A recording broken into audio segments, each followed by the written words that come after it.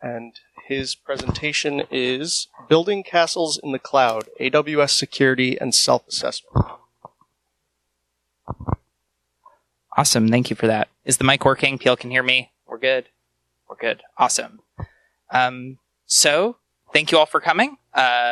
As he said, this is all about AWS security. I'm going to talk about some tips and easy wins for AWS security, going through a few kind of key features, and highlighting really actionable advice that you might be able to take back to your own organization.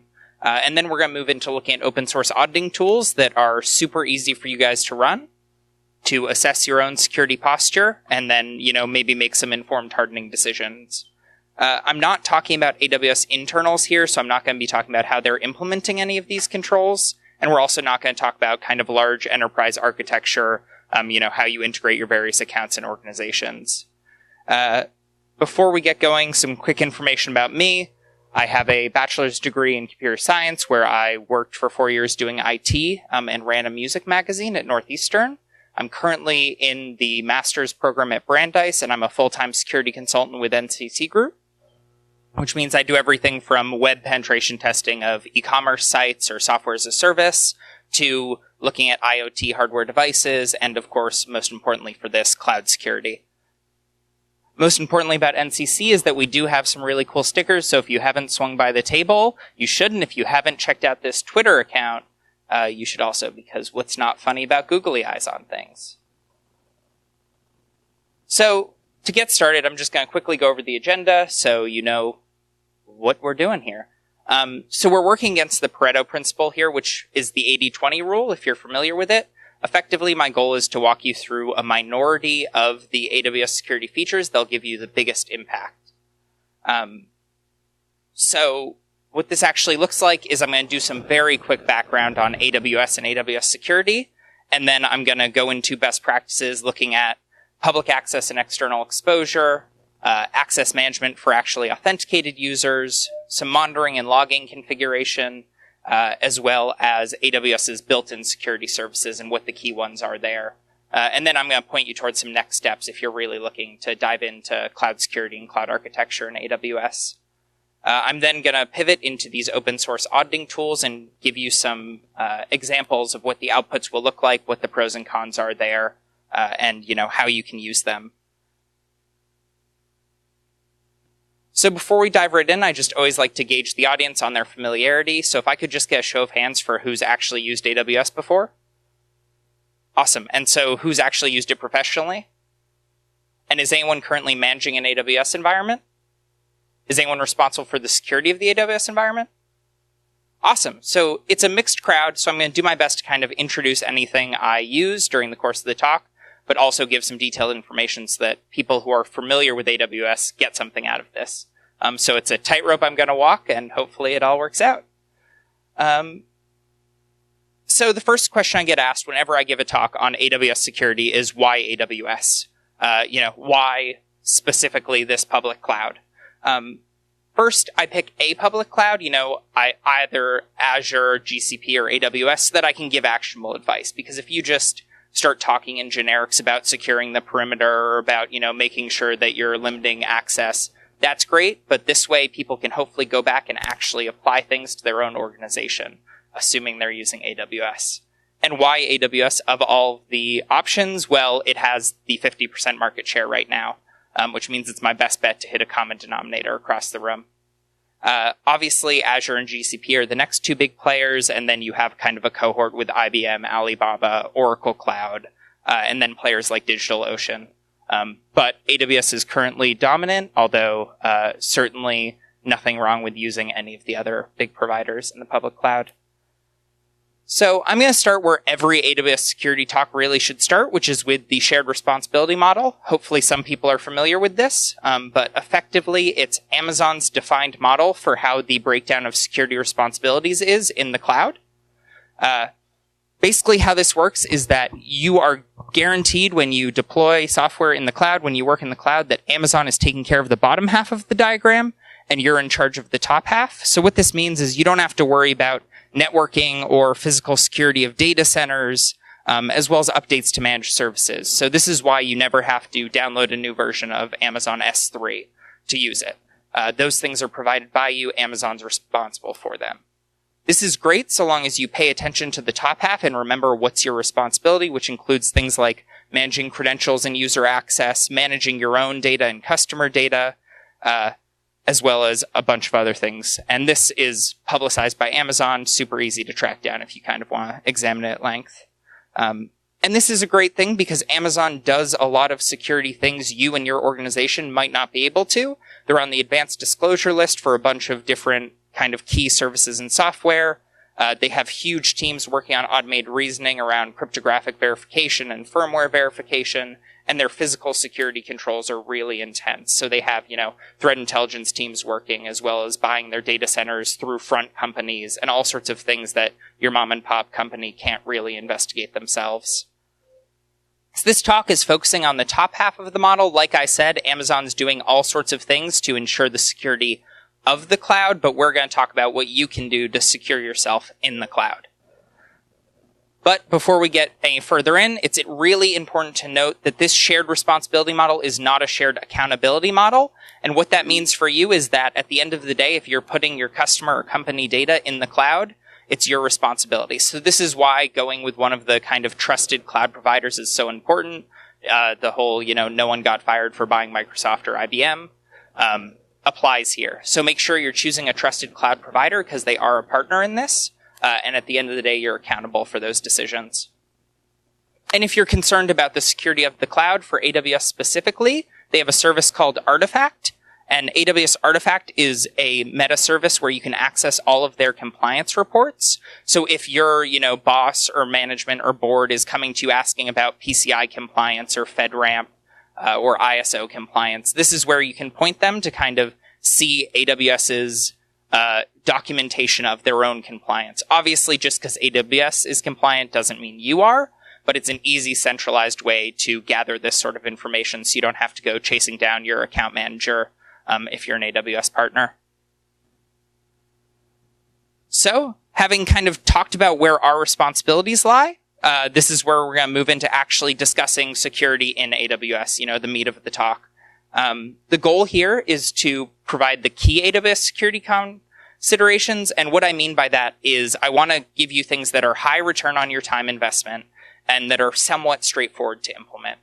So I'll talk a little bit about some of the more complex topics in the cloud and point you towards resources to really learn about them in depth. But I'm trying to give you a lot of turnkey information. So these are things that you can, go back to work and enable or play with yourself really easily. So the first thing we want to talk about is external exposure, is your security perimeter. And this is a bigger problem in the cloud than on-prem because of how much you generally want to expose to the internet. So there's some complexity here, but it's obviously really important. And the first thing to talk about here, of course, is S3, which is probably the service that everyone here is familiar with, likely due to the sort of plague of breaches that have happened. And these is just a small sample. And this is the key about public access. So all of these S3 breaches were companies that unintentionally publicly exposed S3 buckets they thought were private. And this is still happening ongoing today. You'll see these almost weekly pop up in the news. But S3 used to have some unsafe defaults and some misleading guidance that was leading to this. And nowadays there are far more tools you can use to protect your company against getting in a headline. So the first kind of big tool here is block public access. This is an account-wide setting that you can apply that also can be applied at a bucket level. And what it does is it prohibits anyone creating public buckets in your account, which can be super useful from a governance and guardrails perspective. The thing to be careful with here, if you're kind of an organization that's already using AWS, is that this can break things. So if you're deploying a marketing site and uses a public S3 bucket intentionally, and you just flip this switch, you can break things. But you can also enable it on a going forward basis as, a compensating control there. This is also similar things available for EMR if anyone uses that. And I expect Amazon will be rolling out similar guardrail services that are turnkey going forward. But there's more you can do, obviously, behind, this one setting that only applies to S3. And the moment to think about this sort of public access is when you're architecting in the cloud, which has its own considerations. So if you're using EC2 or S3 and you want them to be publicly accessible, architecturally, they should always be behind a load balancer or CloudFront. And this has a few kind of benefits for you. First, it's really easy then to chain other AWS security controls. So if you have this S3 bucket behind CloudFront, it's really easy to apply AWS Shield, which is their denial of service prevention, or their WAF, and chain other services there as well. Also, it will help standardize access logging. So if you're just working directly out of kind of disparate S3 buckets or EC2 instances, logging can be harder to configure, and kind of chaining them in this standardized way is really helpful there. Finally, services like CloudFront especially have their own security considerations and benefits. CloudFront lets you really easily do geo-restrictions or implement signed URLs for access. So it's an easy win, and if you do it up front, then you can kind of limit access between the S3 bucket and CloudFront so that it's not exposed on its own and everything's mediated by CloudFront here. So the real problem in AWS, just like with on-prem, is knowing what you have and where. So the best move to secure your perimeter in AWS is to do periodic auditing. If you don't know what's there, you can't secure it. And especially if you're in an environment where there are some public resources and some private ones, it's hard to know what's where and why. So there are a few different ways you can do this sort of auditing for public access, and can then go from there to verify that everything publicly accessible is intentionally publicly accessible. So the first thing you can do is use the built-in Trusted Advisor tool. So this is an Amazon service that is free for the first 7 or 8 security checks. It doesn't just do security, it also does things like cost optimization or performance. Super easy to turn on and start using. And if you pay Amazon a relatively affordable amount, you can get some additional security checks. But for free, this will check for S3 bucket permissions. So this also will flag open S3 buckets, as well as EBS and RDS public instances, public snapshots, as well as any security groups that are open to the world. So this will be something like if you have an EC2 instance with a security group that makes SSH internet accessible. This is where you can kind of get that information. And the paid checks do a little more kind of sophisticated work on looking at security groups. So it'll check for other sorts of security group misconfigurations. So this is a really easy turnkey solution that can give you some alerting. It doesn't do any auto remediation on its own, but it's an easy way to gain some insight into simple mistakes you might be making for security in your cloud.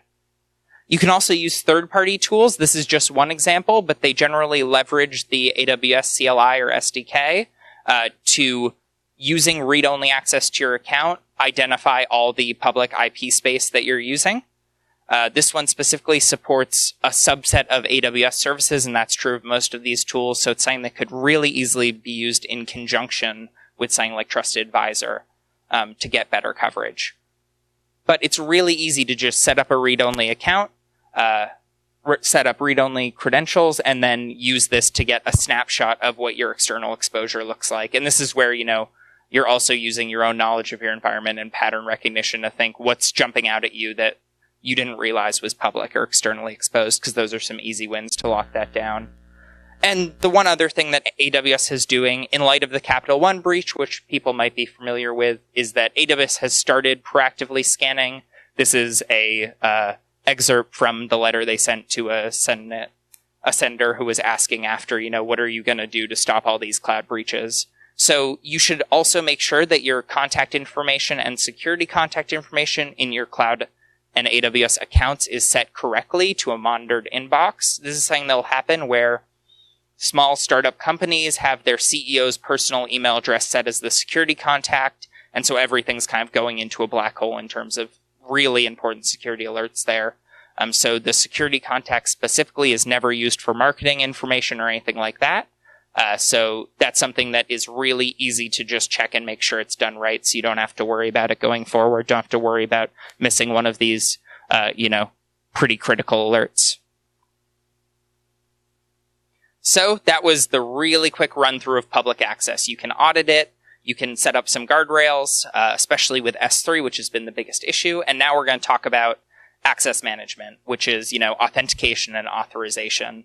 And this is something that can obviously, in a complex environment, get really out of hand. It's very similar to on-prem. But in AWS, it's all controlled by IAM, which is Identity and Access Management. Just looking at the basics, the two core concepts are identities and permissions, where identity is sort of who can use certain resources. This is kind of what you think about with authentication, and permissions are getting into authorization. There are a lot of resources out there if you need to get in the weeds on IAM, especially from AWS's conferences that they host. But really quickly, we're just going to drill down and focus on identities. So we're going to focus on talking about the bottom, your left here, users, roles, groups, credentials. And the important thing to remember is that it's all pretty self-explanatory, but groups are collections of users, while roles are actually collections of permissions that can be applied. But before we get into IAM, it's important to introduce the Security Token Service, STS. This is the service that lets you grab temporary credentials from IAM. So you can set up a user with permissions to access this service for specific roles or permissions. So this is how, in the diagram there, it shows that you can use it to assume, a variety of roles. And I'm not going to touch on this at any depth, but it's important to give background for people who may not have used AWS before. Because the first thing we're going to talk about is access management for your AWS users. And the first rule of IAM, which is very similar to if you're in an on-prem environment, is that no one should really ever be using the root account. There are a half dozen AWS functions that require root.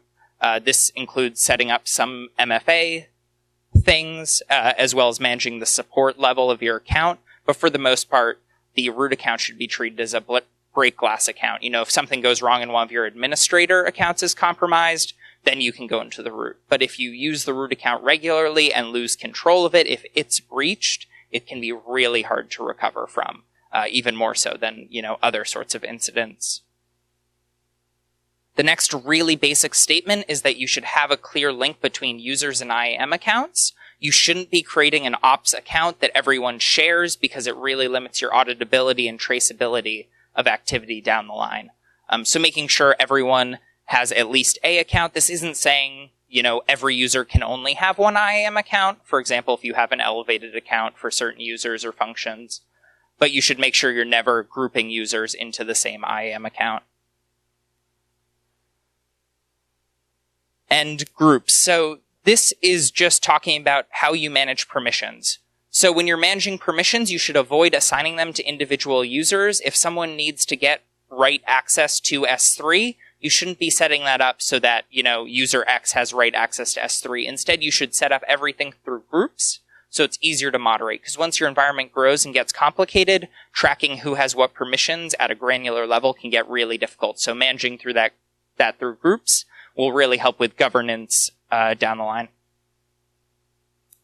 And this is where we get back to talking about STS. So you really can be using STS as an arbitration layer for access. So you can create users who only have permission to use STS to assume roles. And this helps ensure that all credentials are temporary, so you don't have to worry about as much access keys floating around out there. And it also limits management console user, because if users only have STS permissions, they can't actually log into the console, which in the cloud using the console can be sort of an anti-pattern. Also, of course, you should be exercising the principle of least privilege here. So you should be limiting access. Not everyone needs to be admin. In fact, not everyone needs to write account. If you have sales or support people who need to have access to logs of specific applications, you should be limiting them to read-only access of those specific logs.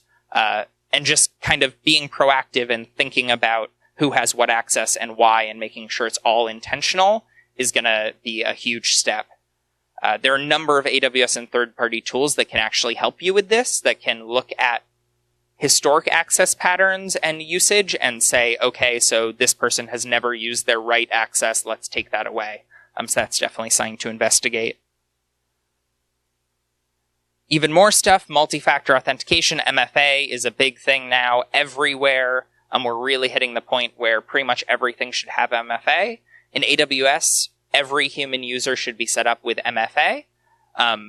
But especially root and elevated users, so your admins, anyone with elevated access, should be using security tokens for MFA, which AWS started supporting fairly recently. And this is because generally SMS-based, where you get text message MFA, SIM swapping has been a huge thing that's hit the news recently. For time-based or for TOTP, where you're kind of using an app to get rotating tokens or something from a third party, the problem is phishing. So we actually had a consultant recently on an engagement where he got on the phone with them and said, hey, we're migrating your MFA system and we just need to send you a verification code to make sure it's working. Can you read that off to me? And was in their email sending them an alert from their MFA system. They read him the code and he was in. So that's the problem with TOTP, but security tokens do prevent phishing. Google's done a lot of research and written a lot about the use of security tokens and how it's improved their environment security. Also, you can take advantage of policy conditions when you're writing IAM policies. And basically these can set things like a range of allowable IP addresses, maybe from only your corporate IP space. They can also set date and time ranges for access. So maybe you have a class of employees you only want to limit to access during working hours. And you can also require things like SSL or MFA, which this isn't the only way to do it, but it's a defense in-depth measure. So we're going to talk about access management for applications here, and what that means really is access management for EC2 instances that applications are deployed in when you're talking in the cloud. So the first rule here is going to be not to bake in credentials. So if you're creating an application to run an EC2 and you find yourself hard coding credentials into the application, or if it's, an EC2 instance that's a Windows box and you find yourself creating a credential file, don't do that. You should be using EC2 instance roles and use the AWS SDK, like we talked about with users, to retrieve temporary credentials. This helps you rotate credentials much easier. It helps you set temporary validity so you don't have really long-lived credentials floating around in your environment. And it also protects you from default compromise, so that if someone breaks into a single EC2 instance, they're not guaranteed to get credentials that allow them to pivot into your environment. That being said, once you start talking about IAM roles, you start talking about SSRF, which could be its whole own talk. But for those that aren't familiar, really quick, SSRF, server-side request forgery, is where you are leveraging application or server functionality to make a request on your behalf. So an attacker here can take advantage of the application making a controllable request and seeing the response. And what this is in AWS is the metadata service. And you'll have heard about this from breaches, from Capital One and similar. And what this looks like is you can use SSRF to hit the metadata endpoint, which is what EC2 uses to retrieve these roles and credentials. And if you can get an SSRF vulnerability, you can then grab the EC2's role. So, like we talked about, using these roles instead will prevent anyone from getting access to that box from having credentials to your AWS environment. But if you're using IAM roles, now the problem becomes how to manage the metadata service. And there's a lot of hardening possible here. Other cloud providers have implemented kind of hardening on the metadata service, and that's definitely something that if you're deploying applications in the cloud, you should do a deep dive research on, and I can't really give you a turnkey solution, unfortunately. So, boiling this down to the basics, the general rule is that you're going to prefer IAM roles to using IAM access keys above using kind of AWS console credentials.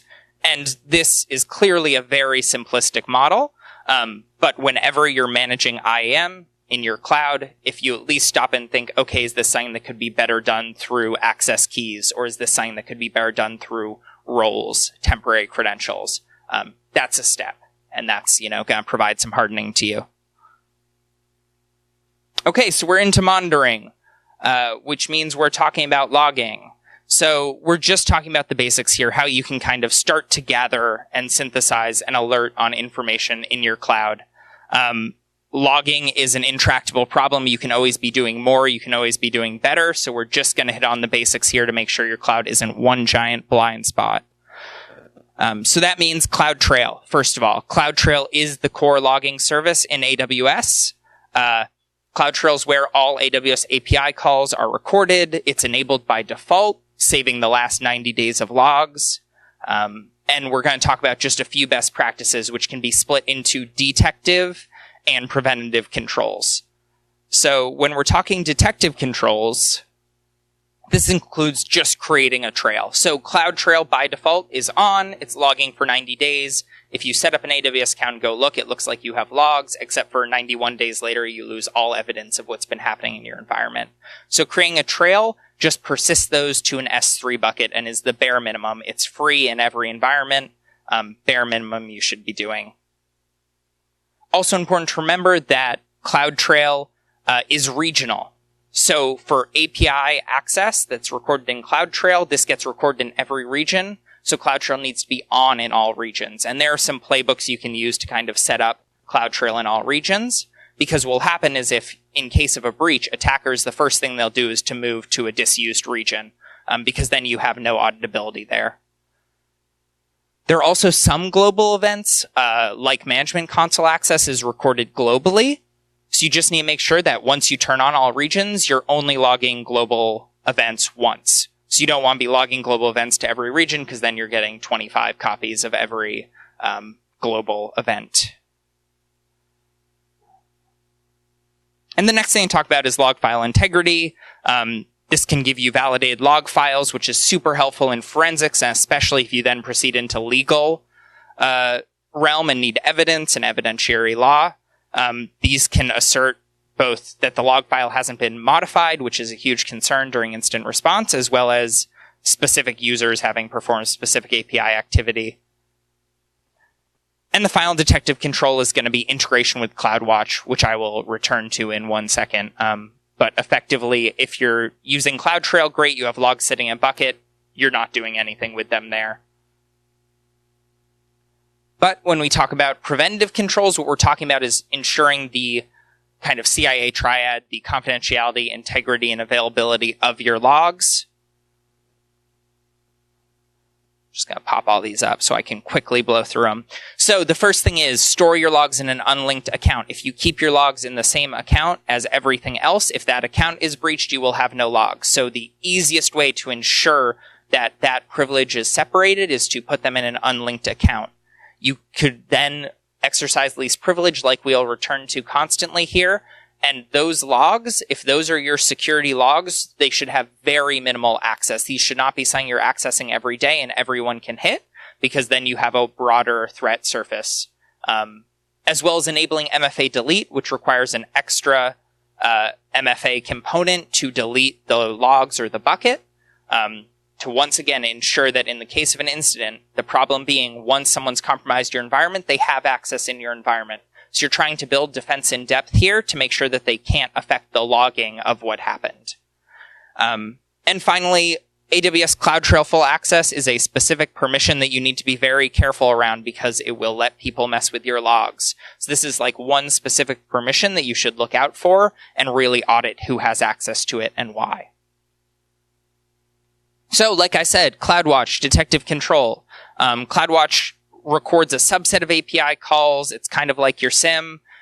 You can set up metrics and alarms for violation cases. So you can set up metrics for what looks like brute force attempts on RDP or SSH, or inbound or outbound traffic to known bad IPs if you're working off some sort of blacklist there, as well as signs of data exfiltration. So this is where you can set up your alerts based on your logs. Well, one of the places you can set up alerts. CloudWatch, huge topic. Tuning your CloudWatch is going to be an ongoing project, and we're not getting into it here.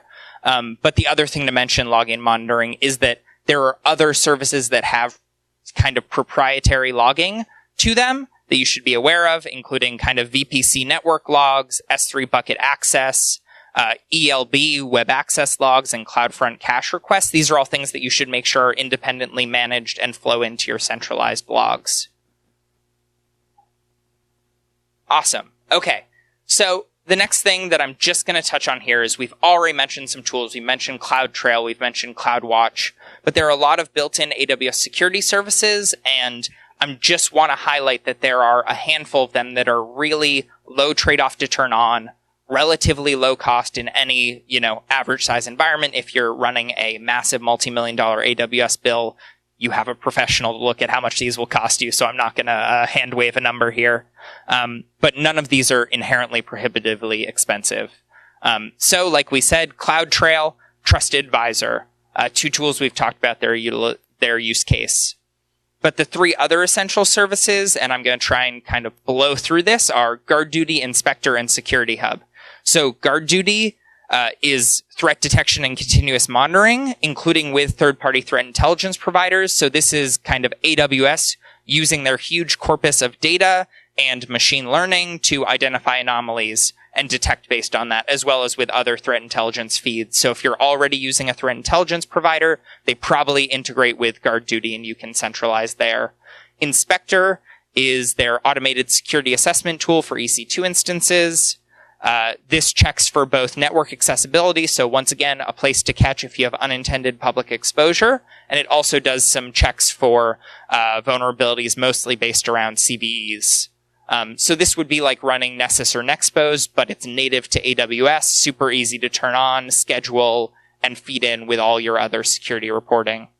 And that all feeds to Security Hub, which is kind of the root source of truth for security in AWS. This is where you should be aggregating alerts, including from all of these tools we've mentioned, as well as third parties. So Security Hub is relatively new. It went general access earlier this year. But AWS partners can integrate, which means they just publish their results in a way that's consumable by Security Hub. And so if you're using vendors, check if they have a Security Hub integration, because ideally you should be able to centralize all your AWS security alerting and information to Security Hub. A benefit of these services, on top of them being AWS native, is that they get regular updates. So GuardDuty especially is constantly getting new checks and new rules and the algorithms evolving based off of Amazon's data. So you're getting full advantage of that on an ongoing basis. So like I said earlier, there are some topics that are just really complicated in the cloud, and there was no way I was going to dive into them at any depth in 50 minutes. The first of these is encryption. And that is a hyperlink to a talk, which, by the way, I will link to these slides at the end, so all the hyperlinks will work. So don't panic, but that's very Googleable. So Reinforce was their first annual security conference. It was actually held in Boston this year. And this talk will talk you through managing the various services, configurations, and defaults across AWS, because encryption is something that AWS does not have standardized at all. It's on by default for some services. It's off by default for some services. They have it in the weirdest places and don't have it as well. One kind of edge case was that most recently they finally started encrypting traffic between buildings in their data centers, because they have these sprawling data centers, and for whatever reason, encryption was happening inside each data center and between data centers, but not between individual buildings. So there's all these kind of edge cases to think about, but definitely something to start thinking about, and you can have an ongoing maturity process here if you look at encryption in AWS. And this presentation is a great place to start. And then another conversation, which the first link there is actually a BSides presentation that focused exclusively on instant response in AWS. The kind of endless question of instant response is that you need to be ready for it before an incident happens. You can't retroactively fix not being prepared for an incident. So starting to think about what this looks like in AWS specifically, they have plenty of materials out there that can point you in the right direction. But if you're highly invested in AWS, you need to think about the, worst case scenario. If there is an incident, are you ready? Do you have logging and monitoring and response playbooks? And are things automated that can be? And that can be a really involved process, and it's good to look to at least some AWS standards there. And so this is kind of the big bucket of information to point you to for next steps. So I tried to synthesize a lot of this really, really basically. But if you haven't looked at these and you're kind of just making the move into AWS, or maybe you have a legacy environment that you ported over and you're starting to think about AWS idioms, these are the AWS resources that you should be looking at. So the well-architected framework has a lot of information on architecting AWS, but specifically the security pillar is relevant here. There's information on cloud adoption and aligning to NIST, as well as the security documentation within the past 6 months has finally been centralized. So, like I said, slides will be published if you want to click through, but these are sort of, if you wanted to spend 3 weeks reading about AWS security, this is where I'd start. Okay. So that was the best practices. That was a deluge of information. The thing with these open source auditing tools we're going to talk about is that they will flag not doing most of the things I've talked about. So if you just go back and you have an AWS environment and you run these tools, you will very quickly start seeing that, maybe you don't have MFA delete on your logging. Whatever it is, if I've talked about it, these tools will catch it. I'm familiar with all of these tools from client engagements. When we get hired to do a security audit in AWS, this is the first thing I do because it's such an easy win to catch hardening measures that are missing. None of this is going to be exploit chains. I'm not talking about pen testing AWS here. It's a totally different beast. But what this is making sure you have configuration and hardening in place to make my life really difficult if I then come back and do a pen test. These tools are great because they're free. They don't require any special configuration, so none of these tools need you to write rules specific for your environment, by default at least. And they only require read-only access. So all of these tools leverage the AWS CLI or APIs, and you have to give them read-only access, which requires a trust relationship if you run them yourselves or whoever's running them, but they can't really break your environment. Don't hold me to that. They shouldn't really break your environment. I don't know your environment. I don't know what sort of weird things you're doing. To actually test these tools, I ended up open sourcing a tool called SadCloud, which helps you stand up an insecure AWS environment. So if you're playing around with AWS security, maybe you don't work at a company that's in the cloud yet and you want to start exploring this, we made a collection of Terraform scripts that will throw up tons of flags with any AWS security tool. You can pick specific vulnerabilities or just, throw the kitchen sink there. It cost, I believe, like $5 to run for 48 hours with everything turned on. So not a huge expense, but resources in the cloud do cost money. And this is insecure. If you take this and run this in your cloud, I'm legally obligated to warn you it's not my fault. Set it up in a separate account. It's supposed to be bad. Also, please don't report security vulnerabilities in my intentionally vulnerable cloud tool. Thank you. So something to note about these cloud auditing tools is that they all will recommend you use AWS managed policies for access. So AWS has a security auditor policy that's supposed to give read-only access. The problem being they don't maintain that policy. That policy sometimes lags 8 or 12 months behind feature release. So you're going to also have to set kind of read-only access across the board.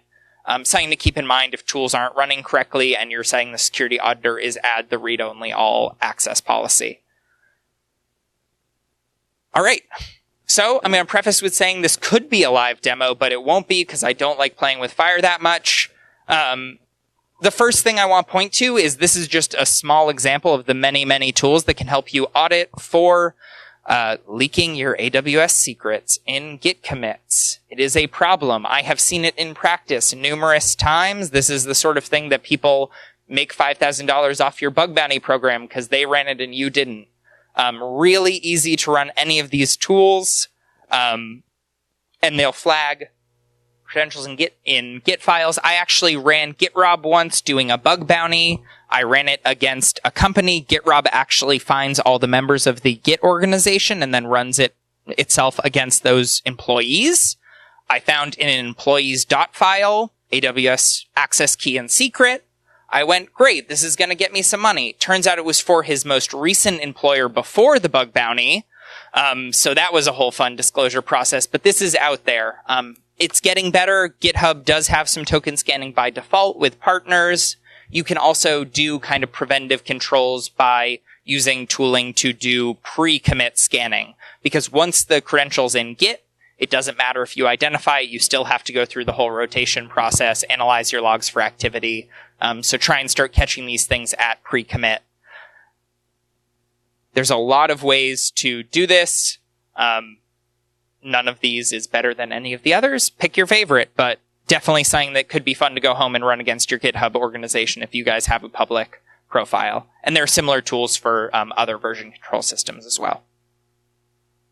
So the first actual open source auditing tool we're going to talk about is Prowler. Full credit to this guy who made it, because it wasn't me. This is a bash-based tool, which is really great because it's pretty easy to use in almost any environment. Very minimal setup. It does around 50 checks for the CIS AWS benchmark, and then it has some special checks for GDPR and HIPAA. It is pretty good. It's an easy win. This is kind of what results will look like. I threw this one up because it talks about configuring CloudWatch alerts for CloudTrail. Like I said earlier, this flags alone 15 different things you should be monitoring for in CloudWatch. Running these tools and seeing that maybe you're only doing half of these is a really easy win. But it's a pretty ugly output, and it's all in bash. So it's a good tool to run because it's quick, but it doesn't get you quite as much as the next two I'm going to talk about. And this is another example, which is talking about encryption. So like I said, encryption is complicated, and these auditing tools can help you catch those edge cases where, you know, maybe you're not applying it, or maybe the default is less secure than you expected. The next tool is actually from Duo Labs and Scott Piper. Scott's an independent AWS security consultant. He's done a lot of work on AWS security. Definitely someone to check out. This tool, CloudMapper, does a lot more than just audit. It will do web of trust, so it'll identify if there are any AWS accounts that have trust relationships with yours. It also can do network maps and can find public host and port ranges, yet another way to solve that public access auditing problem. But what we're going to talk about right now is just the security auditing findings. The special thing about CloudMapper versus the other two tools is that Scott did some original research on AWS managed policies and found that they had published a lot of insecure managed policies. So if you were blindly trusting that AWS wouldn't give me a CloudFormation read-only policy that let people write to CloudFormation, well, one, unfortunately, you'd be wrong, and two, this tool will check that. So he is working off a specific list of bad policies. Frequently, they allow privilege escalation. This was a set of policies that failed to enforce MFA appropriately.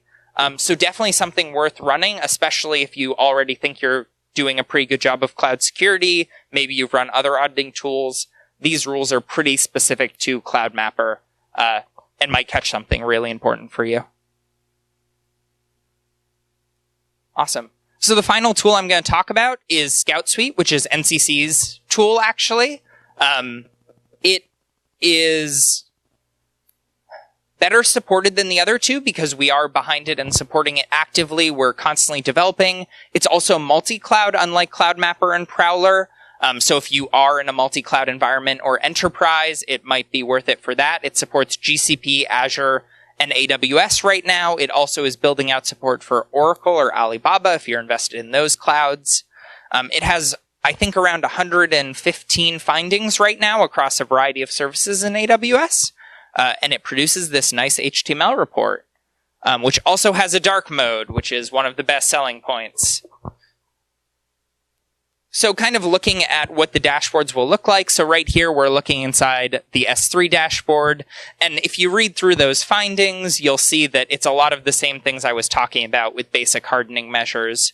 But, you know, this is in the insecure clouds. They're all flagged. It might be that you have a much nicer looking dashboard than this. All the red might not be there, but it can help you find blind spots and, you know, the needle in the haystack of misconfiguration. Looking at VPC dashboard as well, similar, a variety of mostly hardening measures. The thing about these auditing tools to remember is they are not a penetration test. They are not a holistic security assessment. They're not looking at the applications you have deployed. They're not finding those SSRF vulnerabilities, but they can really help with your baseline security. And you can run a tool like this really quickly, and you can turn it around and turn into a bunch of tickets for the security team to put on the backlog and get to when they have time. Because these are hardening measures in defense in depth, so they're not, you know, everything on fire, fix it now. But they're things that if there's downtime, which when is there ever downtime, you can fix. So just quickly, also, I wanted to show... Someone tell me that's Google Chrome. Okay. Thank you. I just want to pull this up. The other thing that I didn't have a screenshot of and wanted to show is that ScoutSuite does have information on the findings, which some of the other tools don't. So if you're curious, why is it flagging my lack of X, Y, or Z? ScoutSuite does have a little bit of information that we're constantly building out. So that can be really useful. And now getting back to my slides. Awesome. So those are the 3 tools. They have pros and cons. But I just wanted to kind of take this moment to really credit a lot of the people who are doing work in this area. There's a ton of active research into AWS security, and if you're interested in learning more, these would be some really great people and resources to check out. Corey Quinn up top has a newsletter where he writes in a really snarky tone about AWS, so if snark's your thing, he's the one to follow. Terry has a security consultancy and is creating kind of an executive-facing guide to AWS. Scott I talked about, and there are a bunch more resources there, but these are definitely a lot of the resources I look to when developing this, and if you're trying to learn more about AWS security, you could do much worse than reading these people. Awesome. So this is a link to the slides if you want to actually be able to click hyperlinks. The bit.ly link is the exact same.